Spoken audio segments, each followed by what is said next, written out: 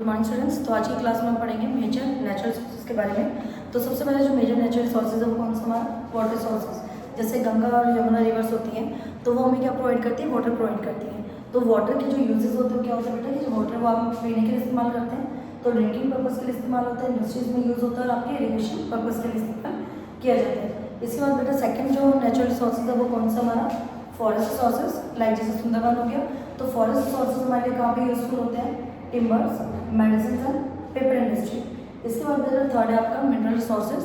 तो mineral resources में आपको आगे जैसे आयरन, कॉपर एंड गोल्ड। तो ये जो मिनरल रिसोर्सेज है वो कहाँ पे इस्तेमाल किए जाते हैं, इंडस्ट्रीज में इस्तेमाल किए जाते हैं, कंस्ट्रक्शन पर्पज़ के लिए इस्तेमाल किए जाते हैं, ज्वेलरीज में यूज़ किए जाते हैं। इसके बाद नेक्स्ट है बेटा आपका सॉइल रिसोर्सेज। तो सॉइल रिसोर्सेज में क्या आ गया कि जो सॉइल रिसोर्सेज है वो किस कहाँ पे यूजफुल है, एग्रीकल्चर के लिए, प्लांट ग्रोथ के लिए।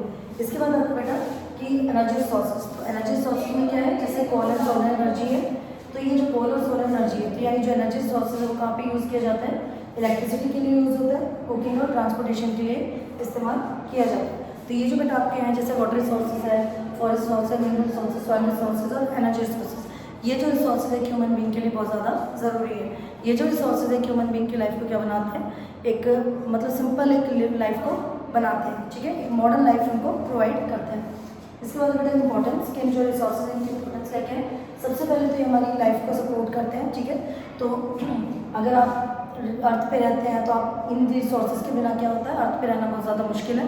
तो ये जो रिसोर्सेज है क्या करते हैं, अर्थ पे लाइफ को सपोर्ट करते हैं।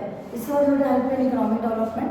तो ये जो रिसोर्सेज है वो हमारी इकोनॉमी के डेवलपमेंट में भी हेल्प करते हैं। इसके बाद बेटा प्रोवाइड फूड एंड एनर्जी। तो ये जो रिसोर्सेज है वो हमें फूड और एनर्जी भी प्रोवाइड करते हैं।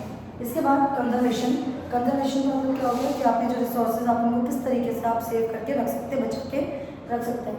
सबसे पहले रिड्यूस वेस्टेज।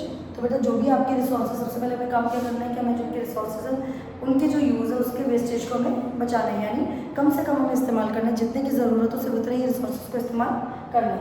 इसके बाद बेटा रीयूज़ एंड रिसाइकल। तो ये जो रिसोर्सेज हम इसको क्या करेंगे, रीयूज़ भी करेंगे, साथ ही साथ हम इसको रिसाइकल करके इस्तेमाल करेंगे ताकि जो हमारे रिसोर्सेज को ज़्यादा वेस्ट ना हो।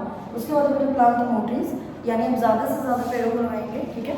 उसके बाद है आपका सेव इलेक्ट्रिसिटी एंड वाटर। तो वाटर और इलेक्ट्रिसिटी को सेव करना। लास्ट में मेरा टॉपिक आपका सस्टेनेबल डेवलपमेंट। सस्टेनेबल डेवलपमेंट का मतलब क्या होता है कि जहाँ पे जो रिसोर्सेज है उसको आप आज के टाइम में आप ऐसे इस्तेमाल करोगे कि वो आज की जनरेशन के लिए भी अवेलेबल हो, साथ ही साथ वो हमारे आने वाली फ्यूचर जनरेशन के लिए भी अवेलेबल हो।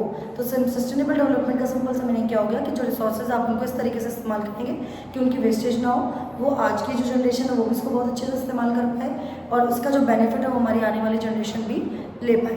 तो ये बेटा आपका चैप्टर था। नेक्स्ट टॉपिक हम नेक्स्ट क्लास में करेंगे। Thank you.